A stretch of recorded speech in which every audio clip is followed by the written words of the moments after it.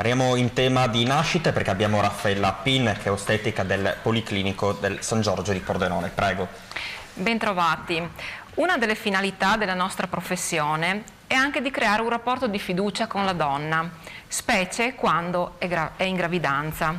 La gravidanza rappresenta per ogni donna un evento assolutamente speciale, un'esperienza emozionale, fisica, mentale fortissima.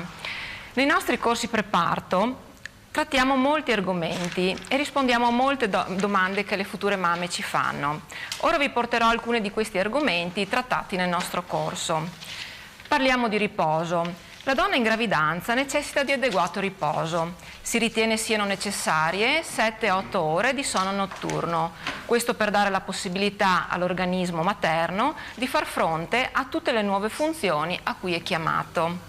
Parliamo anche di lavoro. L'attività lavorativa può essere proseguita in gravidanza se la donna se lo sente, purché non comporti un eccessivo impegno fisico e possibili esposizioni a traumi o ad ambienti potenzialmente tossici.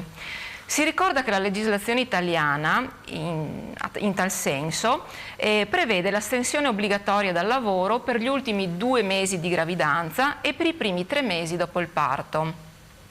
Anche l'alimentazione ha la sua importanza in gravidanza. Si ricorda di rispettare alcune norme di buon comportamento alimentare, quali preferire alimenti come frutta e verdura di stagione, 5 porzioni frazionate nella giornata, pane, pasta, riso ed altri cereali, latticini, uova, pesce che garantiscano l'apporto di nutrienti, vitamine, sali minerali e fibre.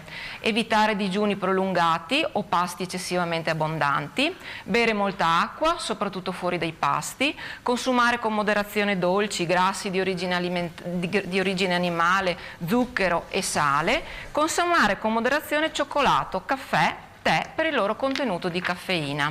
È importante evitare o limitare al minimo il consumo di alcol e di fumo, che sappiamo bene essere dannosi per madre e bambino, ed utilizzare farmaci solo se strettamente necessari o prescritti dal curante. La donna gravida può effettuare viaggi. Il mezzo di trasporto più sicuro è l'aereo perché non sottopone la donna a sobbalzi verticali e laterali. Se il viaggio viene effettuato in auto è bene programmare delle soste così la donna si può muovere e poter riattivare la circolazione. È fondamentale l'utilizzo delle cinture di sicurezza, salvo casi eccezionali che devono essere certificati dal curante.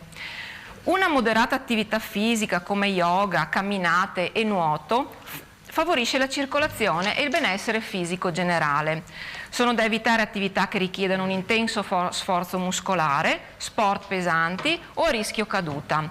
A tal proposito ricordo che nei corsi di preparazione al parto, presso il Policlinico San Giorgio, viene insegnato lo stretching specifico per la gravidanza, utile poi ad affrontare le varie fasi del travaglio e del parto. Io vi ringrazio dell'attenzione e ci vediamo ai prossimi incontri. Hai capito, Alberto? Capito, Sarei da direttore. nota, perché Alberto è diventato vegano. Io dico, bisogna invece... Grazie dottoressa, grazie. Grazie a voi per l'invito.